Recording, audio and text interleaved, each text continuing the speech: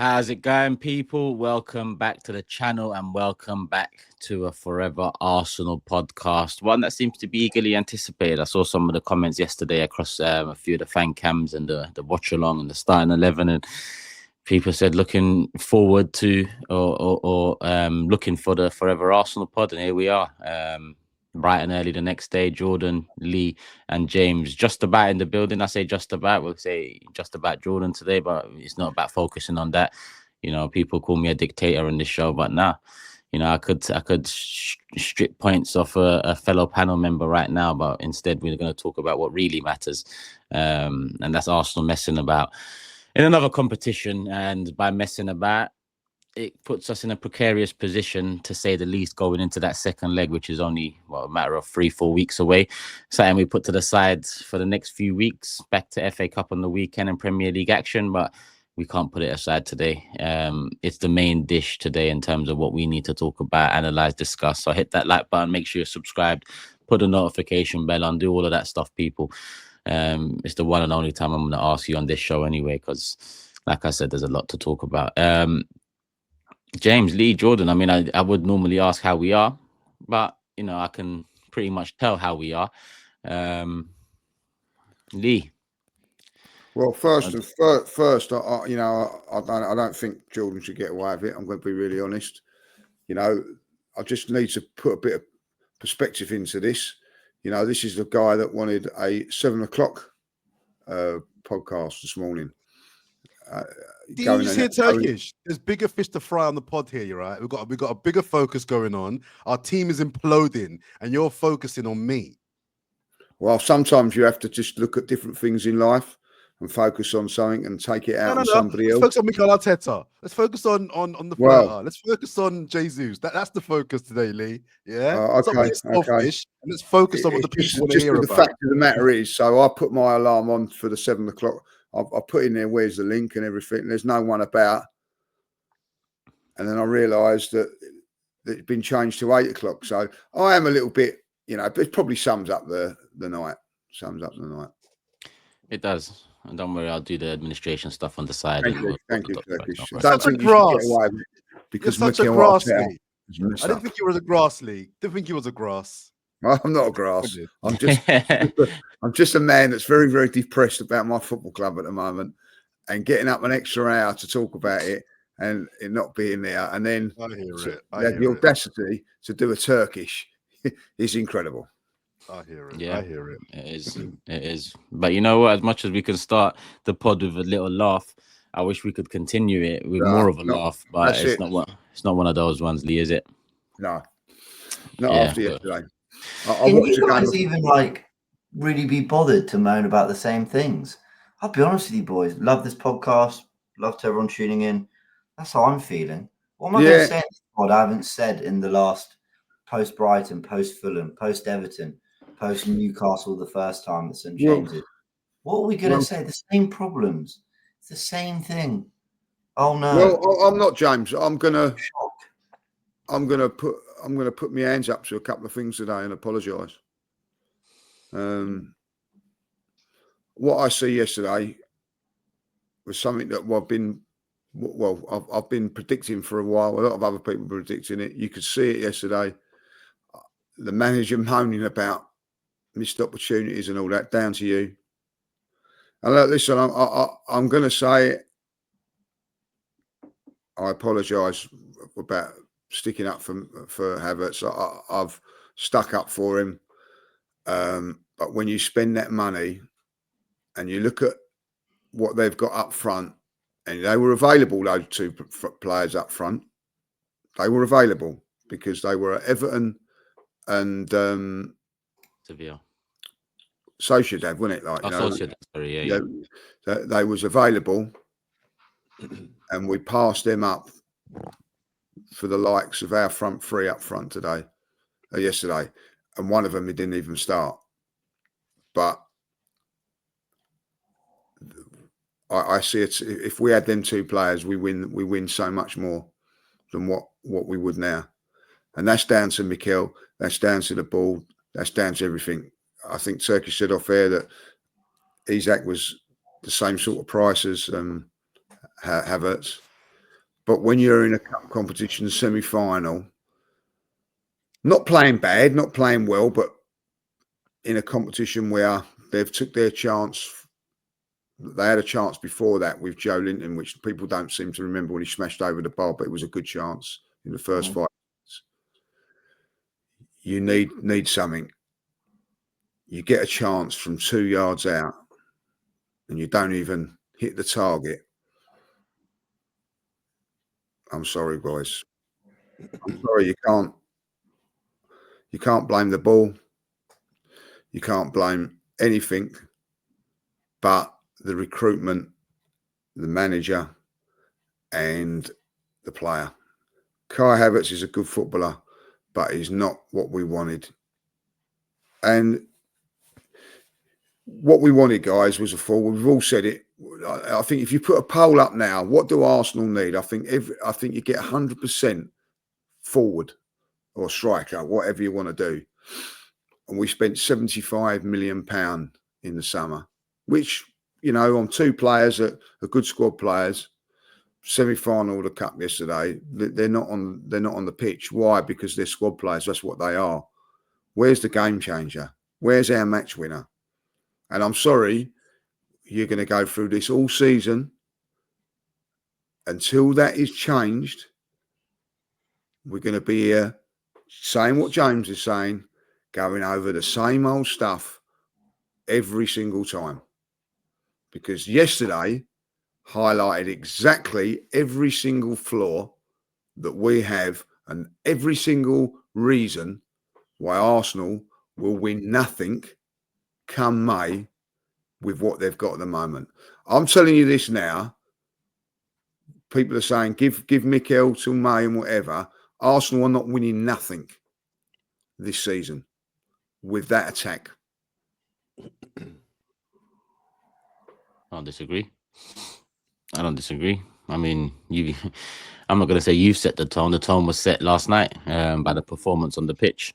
Obviously, you mentioned Havertz, and you know, I'm always one to mention him. I think he was one of many, but rightfully looked at because, you know, without Saka, you look at the other key men. Ødegaard's one of those. Another poor performance from him. You asked about, you know, putting up a poll and seeing the results. 2 weeks ago, I probably would have agreed with that thinking. Now I'm looking at the midfield like, what's happened there? You know, in the last few games, it's not new news, but it feels like the attack throughout the season has taken the attention away from the lack of improvement in midfield as well. The blocks that we've built on top of the defensive unit has been pretty poor, close to shambolic when you really look at how important 1 or 2 figures are to the big scheme of things on that pitch. It just doesn't make sense after all these years.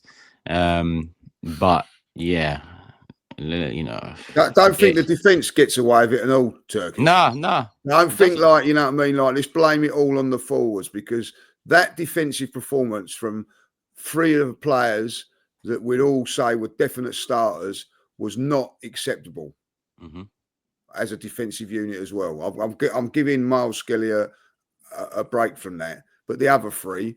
Well, he was great.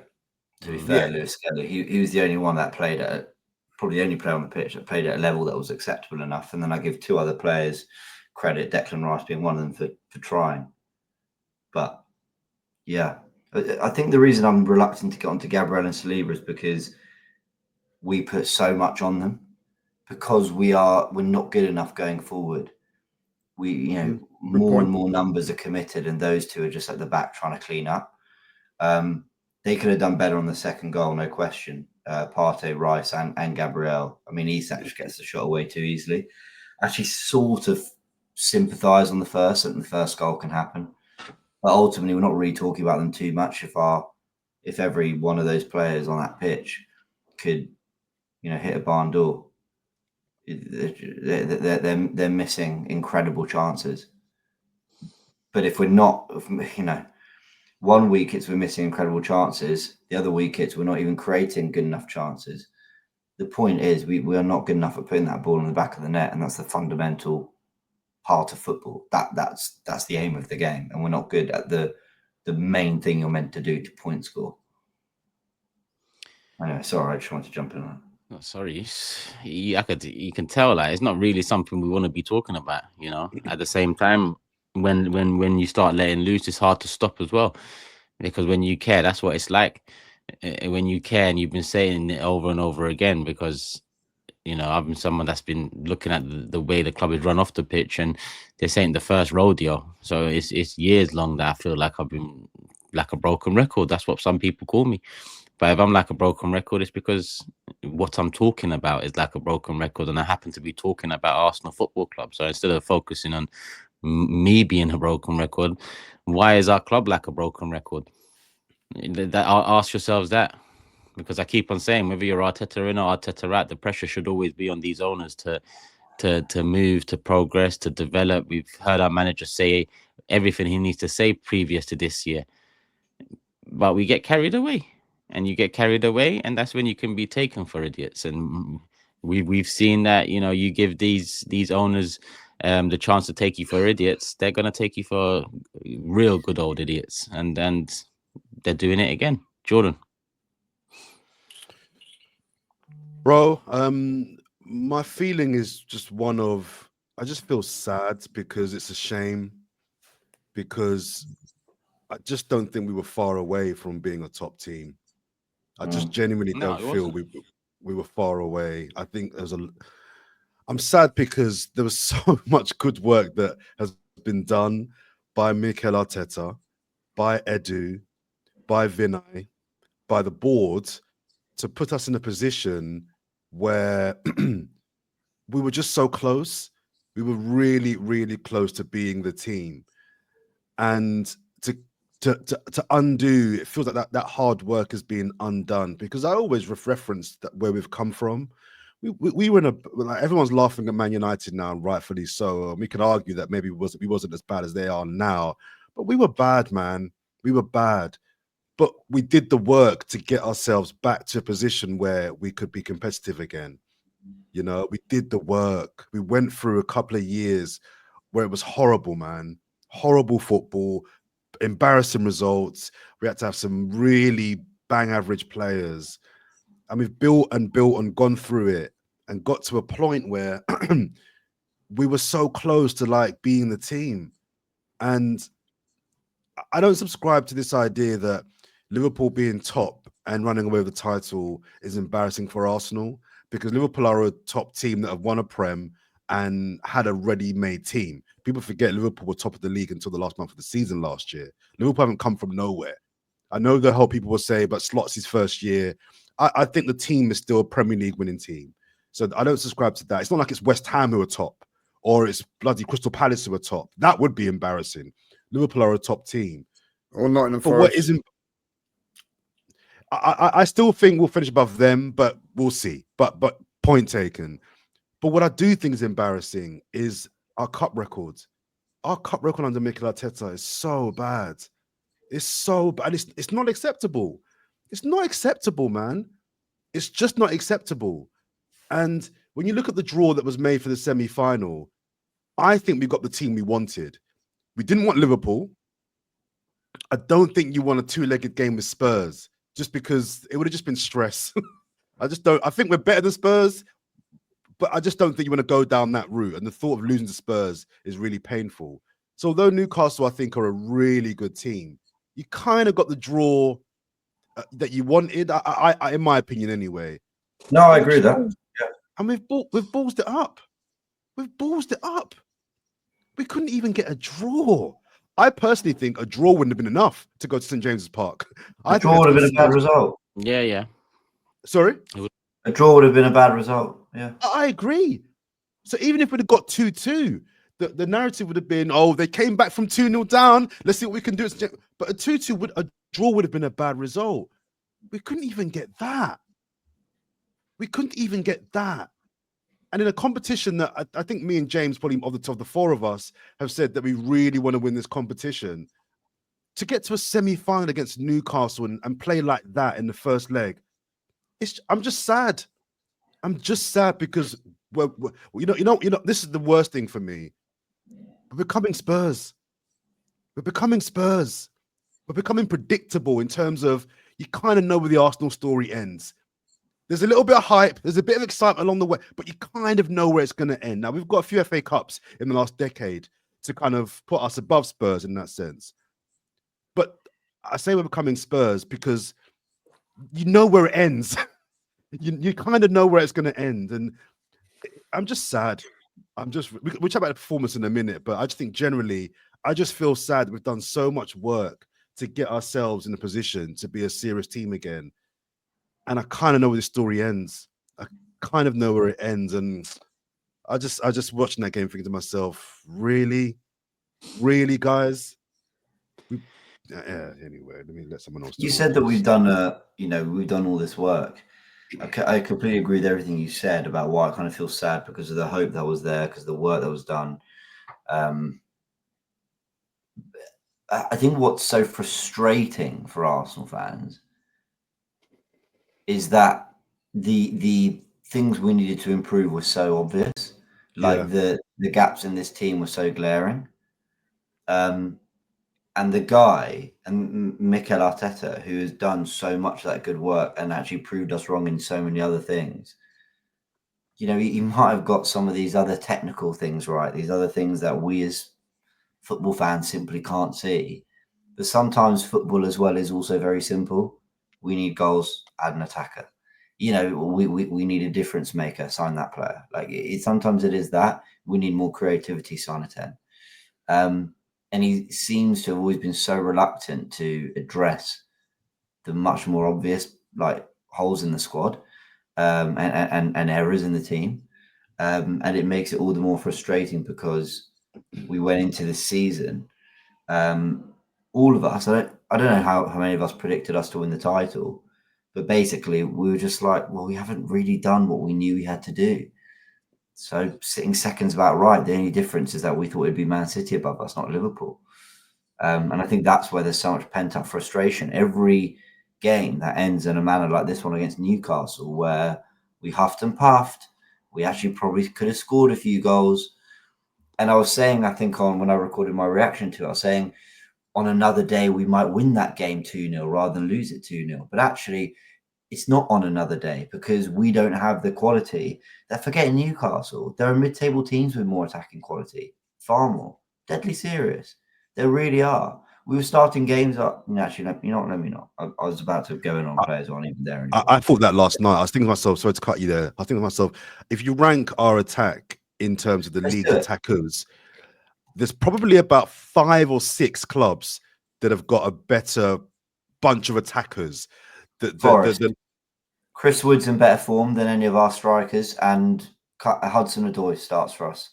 Chelsea, we take 4 of their attackers, quite frankly, from Pedro Neto to the lot, loads of them. Newcastle, we know. City's obvious. Bournemouth, Semenyo, Evan Nilsson.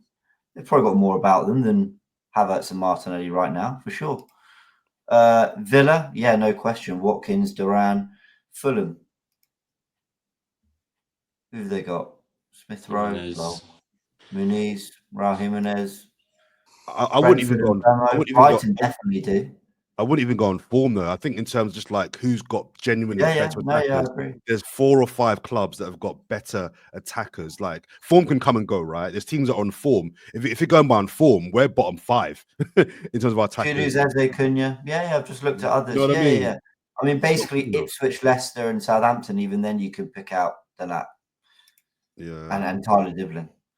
Genuinely, there are better attackers littered throughout the league, and £65 million went on a guy that we don't know what position he plays.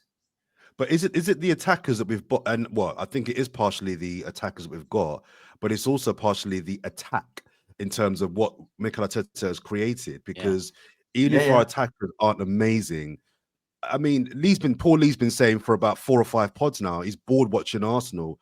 I've been bored watching Arsenal for a couple of months. I've been banging on. I get DMs from people, Arsenal fans, right, telling me that when I talk about my hobby horse has been lack of chance creation. Oh, you're negative. Why are you always being a contrarian? Why are you always trying to be different? Why are you always moaning? Because I've been making this point when we've won games. But the fact is, our attack, it doesn't work. It doesn't work. And when you've got the flirter that's doing nothing, you've got Jesus, we should have sold in the summer. You've got, Trossard, don't even start me on Trossard because his low is lower than any attacker probably in the league. When he's bad, he's really, really bad. You then got basically Saka doing a lot of carrying. And what we're seeing now is what I've been saying for months. We don't create chances. The only difference is we've not got Saka now.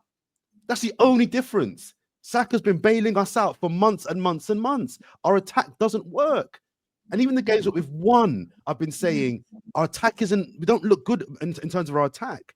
And people, it's to be miserable, being negative. No, look at how we play football. Something hasn't been right in terms of our attack for a long while. This is not a recent Christmas thing. A long while, our attack has not been correct. It's not good enough. It's not just the personnel, right? The two things. When I say that I'm bored of watching Arsenal, right? I'm bored of watching Arsenal compared to the last 2 years. I've been thoroughly proud to be an Arsenal fan. And listen, we've not won every game. We didn't win the league last year, but I was proud and looked forward to going up and down the country. I dread going to games at this moment in time because of the way we're playing and what's there. But also, I'm not sticking up for any of our forwards whatsoever. But there was a part in that game yesterday when we're 1-0 down at home at the Emirates. I don't know if you remember it. Havertz picked up the ball. He does a player. He runs 10 yards. He had 4 Newcastle players chasing him down. Right? No, the guard ain't helping him. And then I looked at it. There wasn't a player near him for 25 yards. If you've got 4 players running at you, you might be able to knock it in the middle when someone has a free run. Not one person is near him. Why is that? Why is that? Because I just think the way we set up, we've got a defence at this moment in time with Timber, Gabriel, Saliba, and Calafiori. Put him in there and instead of because I don't want to bring up a young kid, right? 2 seasons ago, we was playing against all the teams, and Saliba and Gabriel were mopping up everything together just on their own. They was doing it, they maybe need a little bit of support. Now we've got that back 4 in place, and Ben White's being missed. Don't get me wrong, but that's another story. What we're deciding to do now is put wingers into left back positions to cover it all. We've got 2 central defensive midfield players. I watched the game yesterday, and you see it a little bit better and more at home than probably you do away. When we get the ball, our most attacking player, whether it's Kai Havertz or whoever it is, starting position is 5-10 yards from our box. So, in theory, for us to get up the field, that striker, that goal scorer, has got to get 50, 60-yard doggies before he gets to the box. I watched Isak yesterday, and I watched a bit of the highlights. He's on the halfway line all the time. He's in the middle of the box all the time. So when the ball breaks to him, he's alive and alert and got the energy to get on the end of it. Whether you think it's a push or not on Ødegaard, that's another story. But he does what he has to do as a forward and gets to where he's going. And then, if for the second goal, he's in an area where I don't see any of our forwards. And I think that you've got a team like Newcastle, not saying to 11 of our players, get behind the ball, get in there, make sure you don't do this, make sure you don't do that. And with all of that, we're still conceding chances, goalkeepers having to make saves, and we're not creating nothing. So while I do sympathise and say we haven't got enough good enough players, the one person I will not sympathise, and I hope you're in as much pain as I am, is Mikel Arteta, because you brought this all on yourself. You brought this all on yourself. You've got good enough defenders. You've got good enough midfielders. Let your attackers play. Give them the freedom that other teams have. And they've got no freedom. And I'm not sticking up for Martinelli. I'm not sticking up for Trossard. But when I see their positions yesterday, they're playing not as attacking players. They are playing as midfield wide players, not attackers. Yeah, really deep. I think look, we can say so much about Arteta, but his profiling of players when it's come to the attack, and then his use of them, I find really concerning. There's something really safety first about Mikel. His team kind of remind me of him as a player. Mikel was always someone that was like technical. He was quite creative. He had a decent strike on him. Like he had something about him. He always played quite within himself. You know, defense first, keep things sensible. And my word, we all knew he had a But stupid not at foul. Everton. Sorry, not at Everton. Everton, he was a 10. It's only later in his career he reverted back to an 8. But at Everton, he was a 10. But sorry, you're right. Sorry. Yeah, at Arsenal for sure though. You thought for all his talent, like he was quite reserved in the way he plays. And actually, I remember he'd always give away a stupid foul, which would do my head in as a player. And actually, this team have that galore in them, may I say. But signing Kai Havertz, what worries me is that, and look, I know some people will say in the comments, let me address it. Yes, I have tried to make videos trying to talk about the good things he's done, try to analyse what he could bring. Because I'm a positive Arsenal fan. I want these things to work. Also, Kai Havertz has had a very good stretch run of form in this Arsenal team. But the vast majority of his time at Arsenal hasn't been good enough. And I don't know what he thought he was getting from him as a midfielder. And okay, it's been a touch better up front, but my word, it's barely. It's still been so far off what we need him to be. And then I look at him, he started Trossard on the right yesterday. Like, why did he do that? He's not a touchline winger on the left where he's more comfortable on his right foot. He's definitely not one on his right. You got Jesus on the bench. He's demoted to the bench the minute he has one bad game. And actually he's been decent in the 3, 4, 5 games before that. Martin Ødegaard, I was watching the Canon podcast. Guys, if you want like a really good analytical instant reaction, I don't know how they do it so well after a game because my head was on Mars. But Alex Forder and Alex from the Different Knock were on the Canon podcast doing a match reaction, and they were talking about Martin Ødegaard, and Alex found, they're both called Alex. Alex from the Different Knock found a really good way to describe exactly what Ødegaard's problem is. Arteta uses him as these are his words. Arteta uses Ødegaard as the thrust in our midfield, and he's not that. He cannot ball carry. He can't do it, which is really slightly concerning for a player of his talent. But he will not drive us up the pitch. In fact, whenever he gets the ball and he takes a decent first touch and he can look forward, he more often than not wants to turn back if there's no obvious pass forward, because he just wants to keep the ball within the team. He'll never drive at a player. We keep screaming for the right 8. We have him. It's Martin Ødegaard. He should be on that side. He should be the one getting the ball off our inverted fullback, playing a little bit closer to Rice or Partey and build up and keeping this team ticking. And we should have signed a more creative, slightly more powerful, slightly more driving, creative force in this midfield. And he's never gone and signed that player. So his profiling of these players is really concerning too. Martinelli, who we've all got onto, he's an inside forward. And Liverpool fans might laugh at this. I know they will. But do you remember all those years that Jurgen Klopp loved Martinelli and would talk about him? Martinelli would look great under Jurgen Klopp. In fact, he'd look great under Slot at Liverpool, playing more on the inside, attacking those more central channels, getting nearer to goal. And his confidence would go back up, and he'd actually probably look a better goal scorer again. That run he made in the first half, yes, he hit the post. That was disappointing. But at least he gave us some attacking impetus with that. Instead, we'd chuck him on the touchline, asking him to show flair he doesn't have.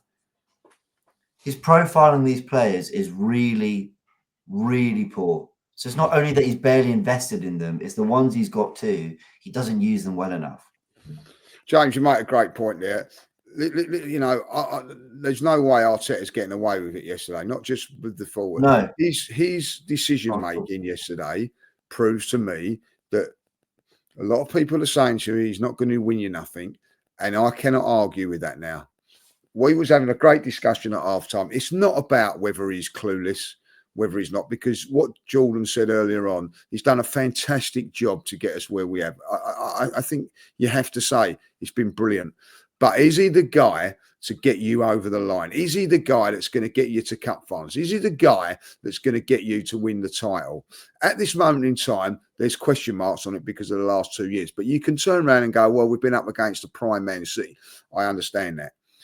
But yesterday, he had a team selection. He had that choice to pick his team.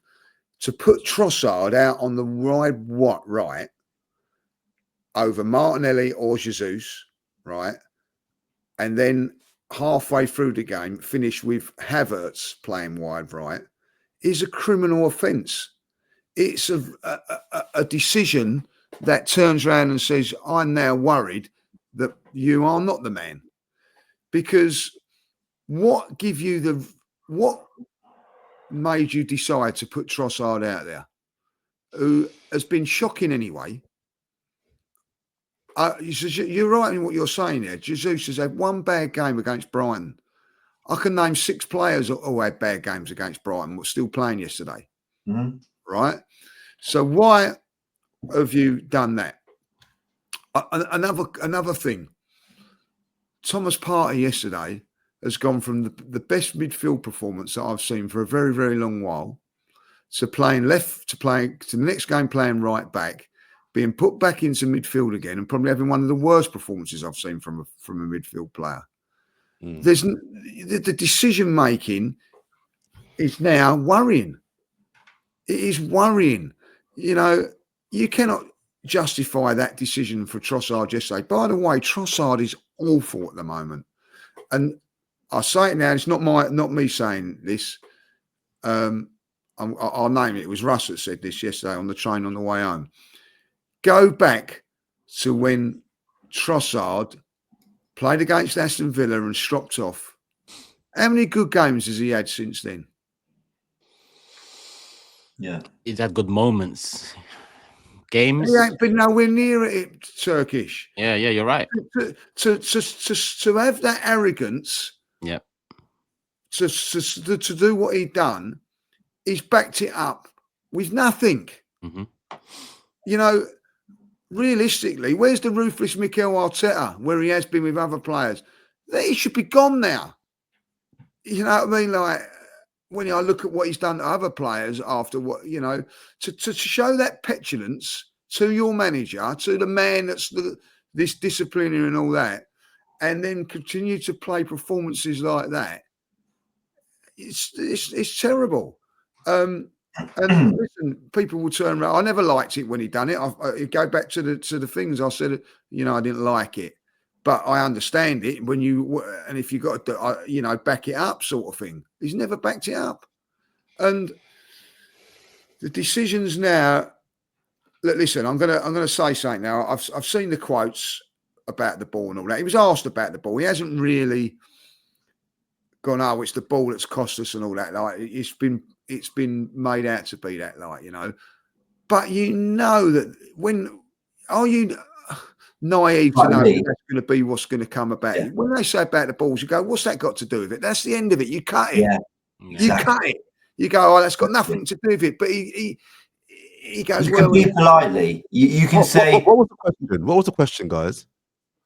I didn't hear the question, but the answer. Like, the balls were different and all that. Like they play with a different ball, and he's turned around and gone, well, yeah, we play with a different ball. It's a lighter ball, and you got to get flies more, whatever, and you got to adapt to it. He fell for the bait. He fell for the bait. Got nothing to do with the balls. Like, next question. Yeah. I agree. He fell for the bait.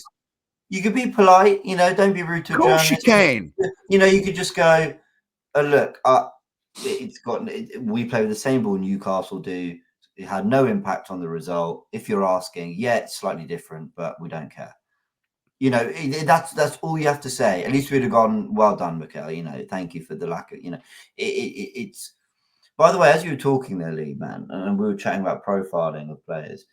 I mean, I just thought of like 3 more examples. You're right. You know, using Partey at right back when he's nothing like any of the other right backs that we've used, nor does he have the skill set of any of the right backs we've used in that position. You know, chucking Declan Rice in the high left 8 pocket when, listen, as a box to box maybe is one thing, but sort of trying to get him in the half space to become, you know, a David Silva type is embarrassing. You know, when Zinchenko got injured all those years ago, asking Kieran Tierney to invert into midfield rather than just asking Xhaka to drop deep and our left winger to come on the inside a little bit more. You know, Fourever putting in Trossard, who, I agree with everything you said about Trossard, you know, giving it the old attitude in his celebration when his general performance hasn't been good enough. But again, another player who's asked to sit on the touchline and beat 3 men with little support around him. And again, he should be playing more on the inside, getting in those pockets, you know, into dangerous areas, because the one thing he's got is a bloody good finisher and get him near goal. Yeah. Yet we put him as far away from goal as possible. Honestly, I was watching last night thinking David Raya is going to get a run at right wing at some point because he's trying everyone. You know, he just hasn't. And guess why he's trying everyone? Because it's an underfunded position again. You know, and we're left with these ridiculous internal solutions. Just come out and say you want to buy players. Well, actually, we might not be because maybe he doesn't want to. Do you think this is about maybe he needs a new assistant? He needs someone next to him telling him, like challenging him. Thomas Rosicky, man, that's the man. Oh, jeez. He was a general, so yeah. And they sent me disrespecting him because he was a quality player. But it's very telling that he's the one that's the favourite for the sporting director role. It's just like, surprise, another friend. I mean more like just like an assistant, just someone that can challenge him. Like all the great managers, they had assistants that could, when they were going a little bit off track, could no, that's the wrong decision, or no, why? Just challenge them a little bit. I wonder if the people around him. I can't wait for him to fight. You might be right, but who's waiting around for him to get this assistant to be challenged? To fuck all that, yeah. Whether you wanted it or not, that's it. You was made manager a year in to your first management job at one of the biggest clubs in the world. You was made manager. I don't want to hear about Edu, Rosicky, assistants, all of that, because it's too far gone for that. It's not about any of those now. It's about the main men, Mikel and Josh. Yeah, it's about the main men, because one of them took a step back in Edu. I even look at City and I think, hold on, you was there, my man. So what, you didn't ever hear about Delap when he was young, no? Was it just Jesus and Zinchenko? You didn't know about Morgan Rogers, no? Or Cole Palmer? Yeah. You didn't know about any of these youngsters? But nah, Zinny and Jesus, they improved us at the time. But again, you're looking at his record with young players at Arsenal, and you're also looking at the lack of forward thinking with the young players at City, because Morgan Rogers, profile wise, imagine him in the side right now. We would be in a lot better position in the midfield. Or Delap, imagine he was part of our strike force. Or Palmer, a creative 10/forward that can drop a shoulder.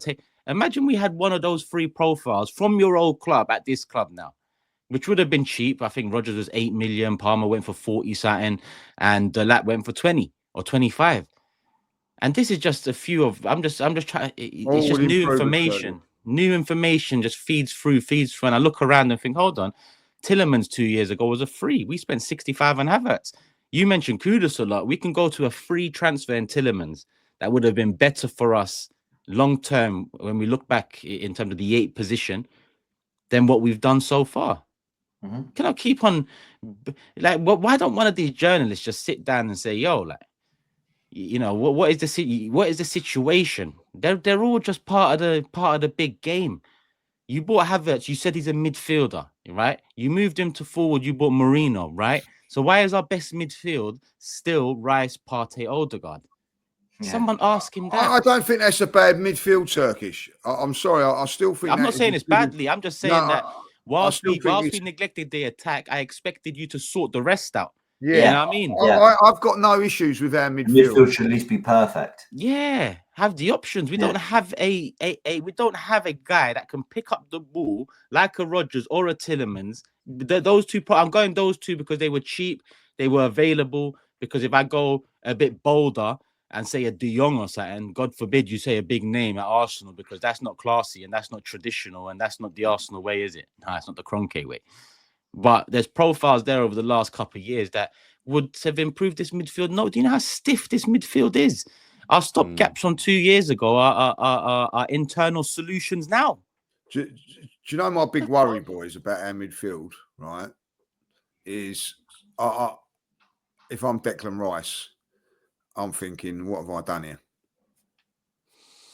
It's getting to that territory now where I think he gave his all yesterday. Didn't all go for him and all that, like, but he was in there on his own. The other two were missing in action, and he's not up to it. Well, I say he's up to it. It's very, very difficult playing against a midfield that's very, very he's just good, by the tired. way. I mean, you can tell I think that toe injury. He's playing through. I think if you sat down with him, he's probably saying he's playing through little niggles and knocks and whatever. 100%.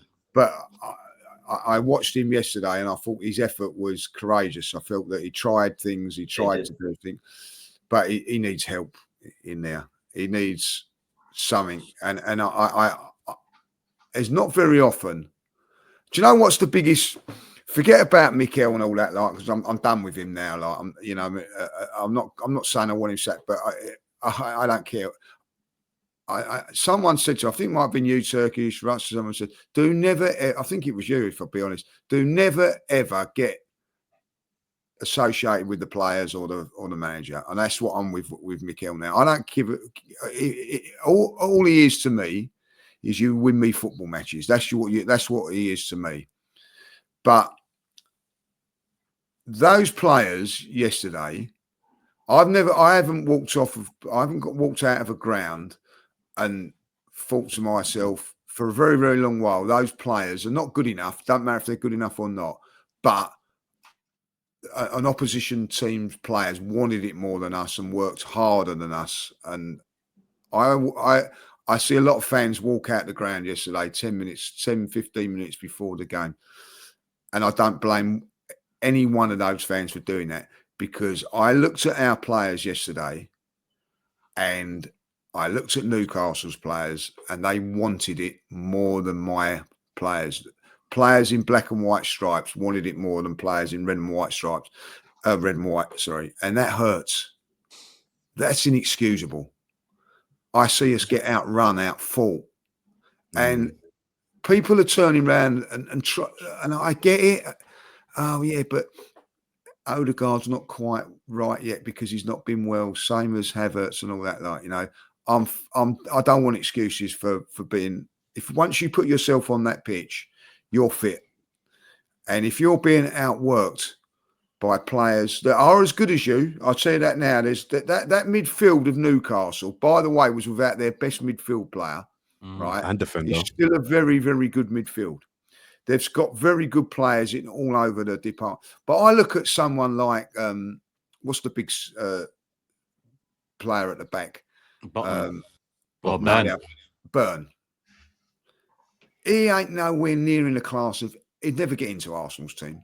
There's a couple of players that would never get near Arsenal's team, but he works his socks off and puts his shift in that I don't see from our players yesterday. Lee, inexcusable. I was watching the Newcastle team yesterday, looking at them, and I was jealous because so many elements of their game yesterday was us 18 months ago. Defensively, they're slick. They all come up as one. They all drop off as one. They all win their individual battles. And if they miss, they lose the first 50-50. 9 times out of 10, they won the second 50-50. Yeah. Everyone knows what they're doing. They've got that Jacob Murphy. He's a player that I've been watching a lot last kind of month or so because he's been on form. And I asked myself, what is it about him? He does the basics really well. He's not a world beater. He probably wouldn't get in the Arsenal team, but he does the basics really, really well. And then when you've got 2 guys up top that have the quality and the endeavor and the understanding that they have, I just thought that was Arsenal 18 months ago. You couldn't get a chance. Forget goals. You couldn't get a chance against Arsenal 18 months ago. The midfield was all working, and I always thought we were going to score at least one goal in the game. That was us. And to see us kind of, the performance, the second half was unacceptable to me. The second half was just so bad. But even the first half, apart from the pit in the post, what chances did we create from open play? Our best chances all came from free kicks and corners. And I'm not really, I thought the whole Stoke FC debate when we beat United, I thought it was really weird. Like somehow goals from corners don't count or they're not important. I love scoring from corners. But when you're a top team, your best goal threat can't be from corners. I'm sorry. I'm watching that first half and I'm just thinking to myself, we don't create anything. What are we doing? And then Newcastle have less chances than us. Bang, bang, goal, get out the cup. I was jealous. But let me say about Newcastle though, it was only about a month ago that they had one shot, I think, away at Palace, and were totally outplayed, and they were in a pretty, mediocre / bad run of form, and Newcastle fans were really, really questioning Eddie Howe and their team. So, what we saw yesterday was very impressive from them as a complete unit, but it's also a lesson in how quickly things can swing in football, because Eddie Howe looks a genius for what he's done very recently with wins at Man United, with what they've just done. Who do they beat recently? I think they've just won away at Man United. Both North London teams in London. Yeah. They've duppied Arsenal and Spurs in London in 4 days. They've just gone away to Man United, Tottenham and Arsenal, I think, in their last 3 games, and won at all 3. And that's how quickly things can change in football. So there's a lesson in what Newcastle and Eddie Howe are doing at the moment for sure. The thing is, though, with Arsenal, and I can't speak for Newcastle fans can obviously attest this more, but with Arsenal, it is more that there's so much of doing the same things that if I felt he was at least coming up with new solutions and trying something different, then maybe there's a chance. Let's say he was going Ødegaard, Waneri, Rice as a midfield 3, or maybe that's different to what we've seen in previous years. But it's just so much of the same stuff that I just don't see how it's going to improve, because what you need is these players to become fundamentally different. The other thing that Newcastle have is ultimately the quality of Gordon and Isak is undeniable. I mean, that was going to come through at some point. We don't have that quality, so we can't even fall back on the idea that our players will get there, because we don't know if they will. We don't think they will. It's actually extremely likely they won't. So I think we've somewhat been found out a little bit. And you talk about effort, Lee. I actually don't really ever question effort in this Arsenal team. I think over the years when we were really in the mud, there were players that I looked at and I thought, you're not really trying. I don't really ever question effort when it comes to this group of players. I think maybe we're mistaking a lack of effort at times with them, or a lack of fight, with actually them just having run out of ideas and being totally just like, what do we do now? I think they just don't know what to do. And I know the players, yesterday I was furious with them, because I'm thinking, I don't care what level you're at. Like, I'd expect you, lead judges, to nod some of those in at the back post yesterday. They're not difficult chances for any professional footballer, whether you're clinical or not, whether you're a right back or not. But then I also feel a bit sorry for them, because I just think, like, it's the way we play. I just think with every opportunity you get, you probably feel like it's your only one of the game. Probably every chance that we get feels so important, because you just know we don't create an abundance of them. I think that Havertz miss might be defining in Arteta's time. I think that could be a real crossroads miss for Arteta, because we've all said in recent weeks that we think the Havertz signing is what Arteta's going to live and die by. That had to work. And it just hasn't worked. And that miss, I mean, we battered Partey a couple of weeks ago for a couple back-to-back shocking misses from I think corners or crosses. Gabriel, I forgot what game was recently, missed a sitter. Ipswich, right? Yeah. But he hasn't even headed it. There's no excuses for it, Jordan. Man. It's a striker that you've spent a lot of money on, wages and everything, for that moment to get you out of trouble. I'm going to be really honest. What I see yesterday was 2 well-coached teams, but they had killers up front. They had the difference between if player quality. Gordon were playing for us, we win that game. Simple as that. There's no difference. We win that game. It doesn't matter how well drilled you are. Yeah, I agree. I think if we had Isak, Gordon, they had Martinelli and Havertz, I think we win that both. game. Both.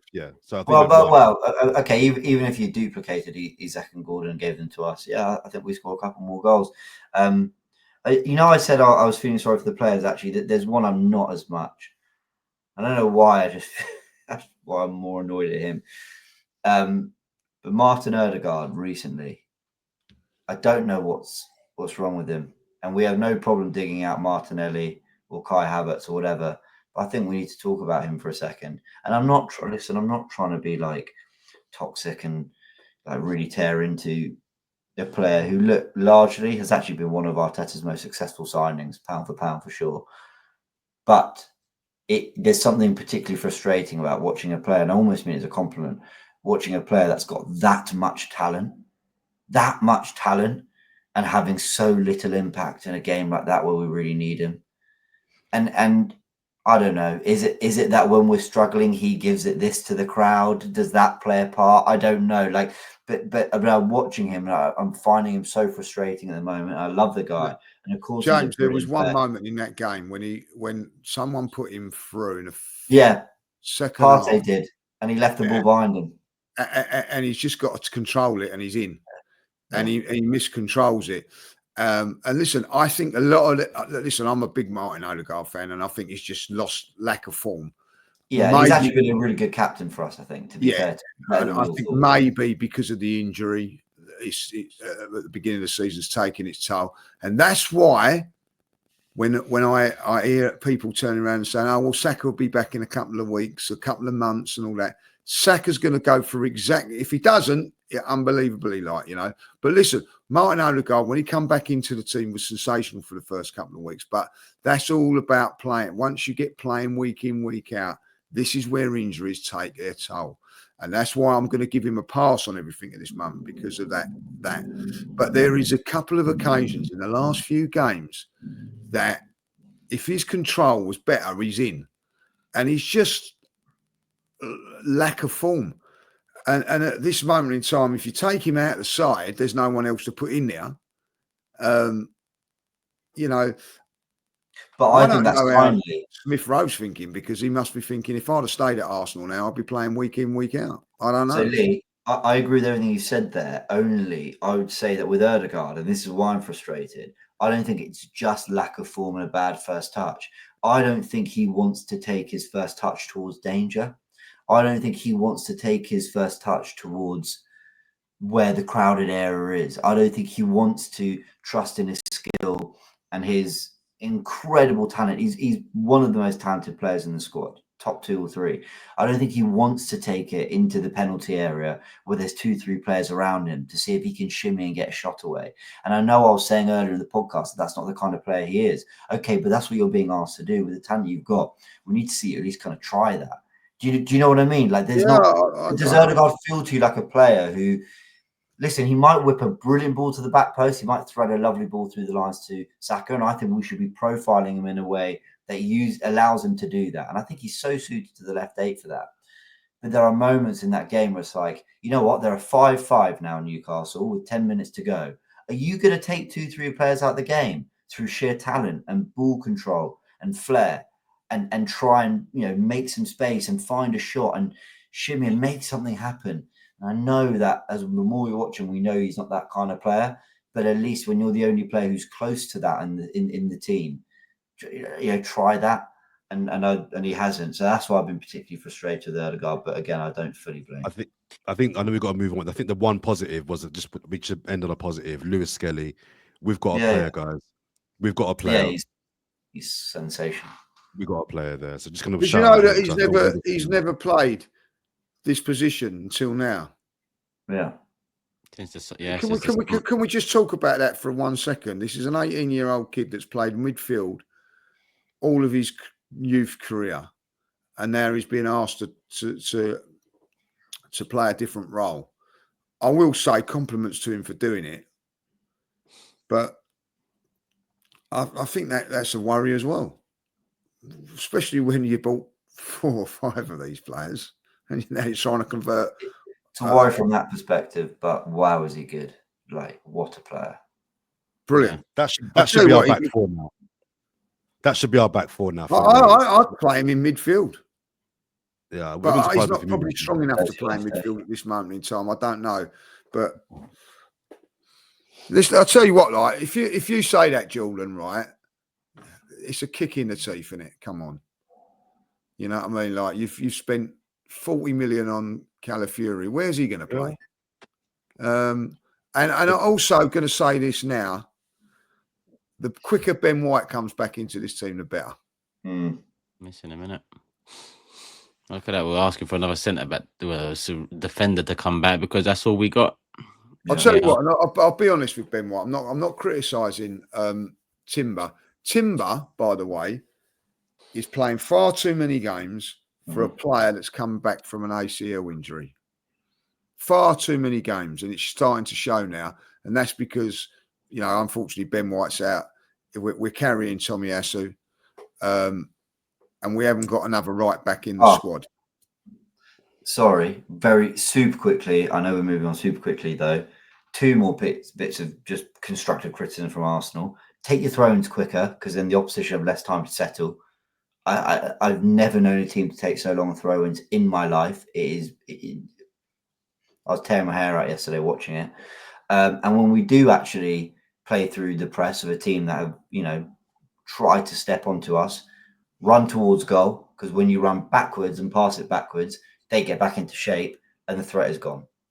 Just want to say that. Basically, we play in a way with our throw-ins, how long we take, and our inability to transition, and our lack of wanting to transition. We play in a way that makes it so easy for teams to get back in a structure and back in a shape to defend us. And the one time we actually cut through them was when Trossard and Martinelli played that ball forwards and we were in on goal. Did we see that again at any point in the match?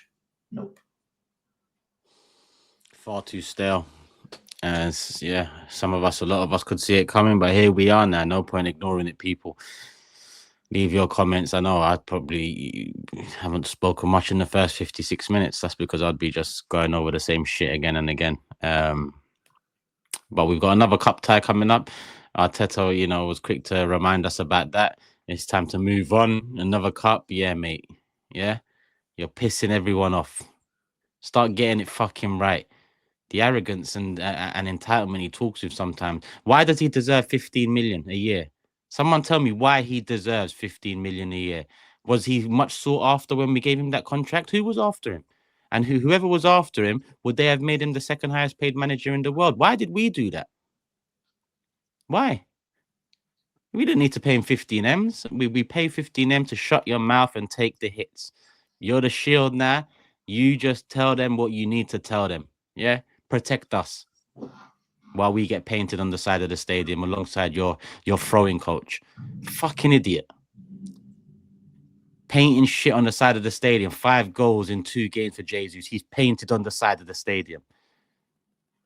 Fuck's sake. Some of these fans in this fan base are, it's just, let's move. Man United FA Cup. What do we say? I'm not even going to get into lineups because there isn't much rotation we can do. I'm assuming we want the same back 4. I'm assuming the midfield probably stays the same. I don't know. I don't know. And the attack, what can we do? What can we do? Well, we're entering that territory of basically every player that hasn't played is like, oh, play them, they're the savior. Do you know what I mean? We're in that territory, even though we know that they're probably not at it either. For what it's worth, I'd go Rice and Marino. And before people get onto me, it's not anything to do with Partey. He was brilliant against Brentford. I agree with Lee. It was his momentum from that game was ruined by Mikel putting him right back. But you bought this 8. Let's give Marino a run and see what he's about. Or actually, you know what? You can go Partey Marino because Rice looks shattered. So, and I agree, Rice is trying. So, you know what? Actually, I'll do that. I'll do Partey Marino again with Ødegaard because unfortunately we just have to. We've got no other choice. He went from Ødegaard, Smith Rowe, Vieira, Waneri to now just Ødegaard, and albeit one of them just an injury. So yeah, I would go Jesus on the right, Trossard false 9, and Martinelli on the left, because I think you've got. We're trying to win a fucking title. We're trying to win titles. Trossard, Martinelli, and Havertz. Bro, let's wrap this show up. We're parking comments of the day off. Like, I'm not trying to feel sick 59 minutes in. Seriously. Would you have any better ideas though? No. You haven't said anything wrong. No, I know. I know. But the fact that the change we make in attack is how Jesus comes in on the right, Havertz stays there. It's just it's bollocks. Like it's absolute bollocks. We could have built something and gone toe to toe with one of the 2 biggest clubs this country has seen. Imagine a Liverpool and Arsenal title race the old versus the new, the Salahs, Van Dijks, and then versus the Sakas and whoever else we bought in. We could have built that up to something special. Remember the last time there was a title race with two clubs that have a deep history domestically? It's probably Arsenal United, it's probably Arsenal United, the last one. There is a positive, boys. There is a positive. You know, they signed someone by Sunday. But Lee, sorry, on that point, who's signed someone? Who? I don't know. But I'll tell you this now. When you look at it, like, you know what I mean, don't matter what you do, right? You're playing a game of cards, right? You can shuffle your pack as much as you like. You know what I mean? You still got two. You're playing. You know, you're playing. I don't know what game you're playing, but you're shuffling your pack and the cards. If you're playing, you know, like ace wins is the highest claim. You're shuffling your pack. You've got 2s and 3s in your hand. You ain't winning. Don't matter how many times you shuffle it. You know what I mean? Like, but Lee, other teams have got aces and you've got 2s and 3s. He thinks inverting that card will win him the fucking game. So he holds on to it like it's an ace. And you're like smug about it, like, well, it ain't. Yeah. You know, you can shuffle that pack as much as guy. James is right. You know, let's put Trossard up front. I mean, what's he going to do? It's going to do. Nothing changes. No, and by the way, I've not just said that for the sake of something. No, I know you're not. I'm with you on that. You're looking at changing. You're looking at changing something, trying to change around, but you still got a 2, haven't you, in your hand. Whatever you put out there, it's not going to do. It's not going to win you games of football. It's not going to win you. Ultimately, Martinelli's still the best left winger at the club. I would love to say give Sterling a run. I'd stick him down. I'd stick him up front. That's what I would do. Well, no, but you know why I wouldn't do that? Because then you're ending up with someone on the touchline still that you don't want. Like, I don't want Trossard there. Sterling is one of the most embarrassing pieces of business Arsenal have ever done up to this point. It and really is. Because and I tell you why. Because I know people will scream Willian and players like that. Arteta clearly wanted Willian. Might have been a mistake, but at least you backed your manager. This might work. This might be the first time I've seen Arsenal basically give Arteta a player and say, get on with it. You're going to have to deal with this one. The manager, the big manager of the football club, was just given a player. They actually said in a press conference like the week before, no, we won't be signing him. Well, I won't, a good player, enjoy my time with him, we won't be working with him. Oh, what, he's here, is he? Oh, thanks, Edu. Like, 1-0 down at Newcastle, didn't bring him on. 1-0 down at Inter Milan, didn't bring him on. 2-0 down against Newcastle in this game, doesn't bring him on. Stop mentioning his name now. Let's last Sterling. Let's last Sterling. In terms of what you're saying, should lead to his name shouldn't be mentioned again as an option. That's it. How many examples do we need that he's not an option? But you're right, James.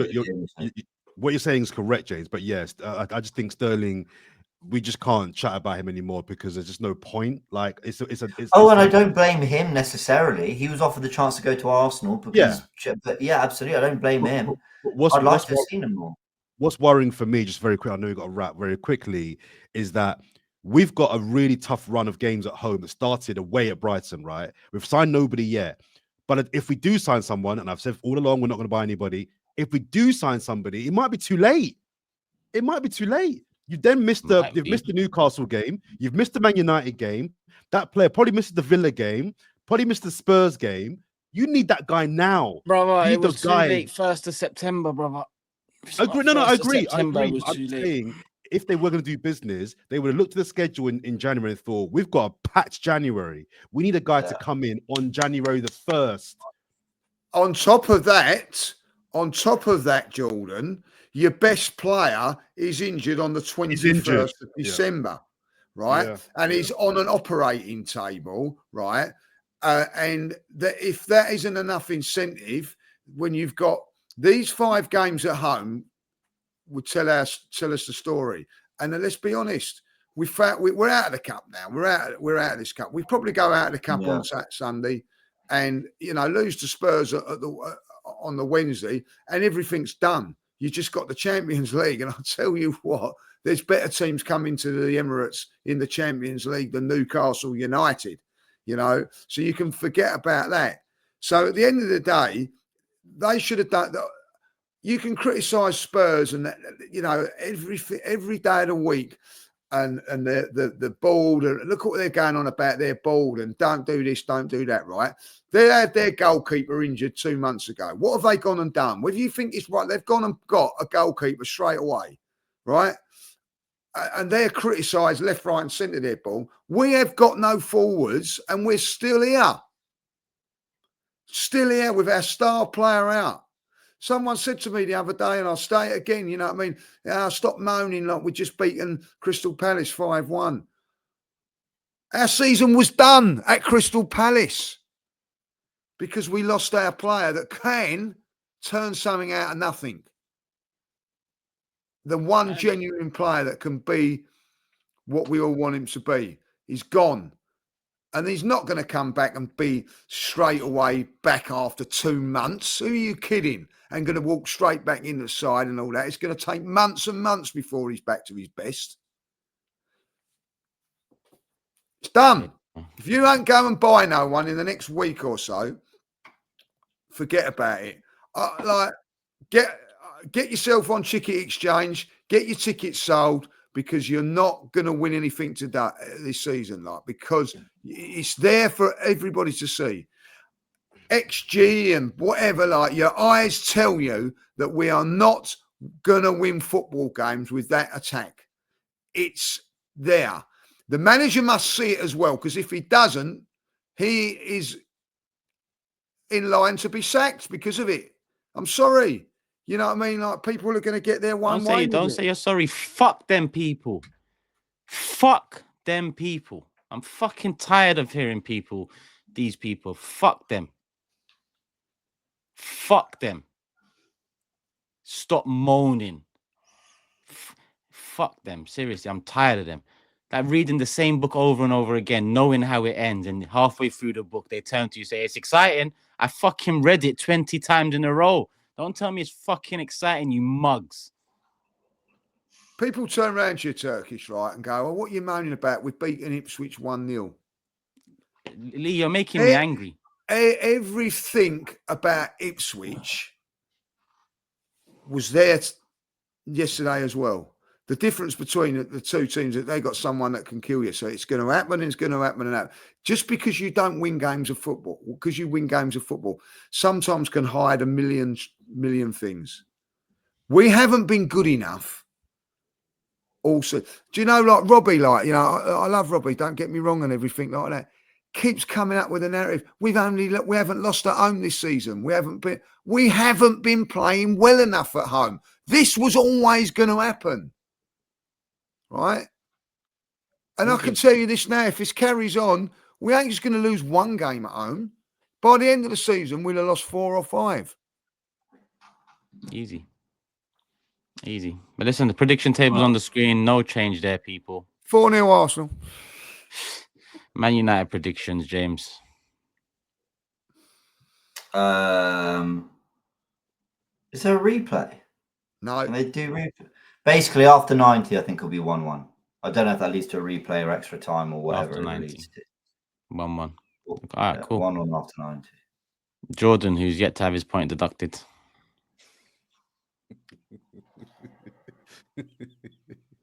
Fucking Turkish. Oh, this is the court you created. I thought I got away with it. Lee. I thought I slipped past it. I think you should get away with it. He's not having it. I am saying it's the first time, and I think you do deserve to be put on probation. All right. I'm